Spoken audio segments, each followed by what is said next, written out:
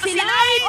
Nakapag-purify si Ohe! Mawawala ng tinitinag immortality. Pero si Aqua nandun naka-ready para sa sipirin ng kampi. Pero nala si Ohe dito, nakapag-forward din na. Sensui dito humarap pa. Sinat nakaabang sa likod. That's nag-aabang ng burst, pero dalawa lang ata kanyang makikita at naka-cancel pa siya. That's the Sensui immortality down. At tatlo na nga ang nawala sa side ng RSG. This might just mean Lord para sa Blacklist International. Mukhang hindi pa yata pauwi si Jose!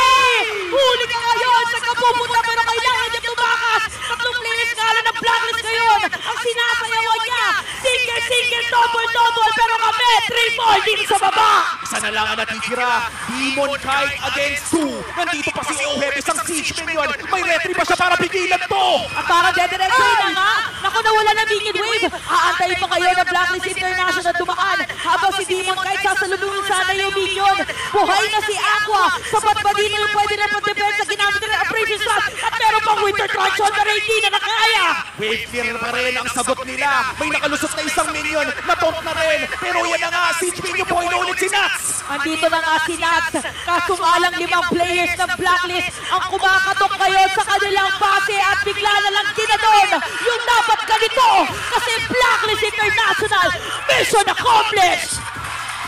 Blacklist denies the top 2 slot from RSG. At parehas mission successful para sa kukunan ng huling serye ng araw na to. What a game! What a day! What a ATL fans! Ito na yun.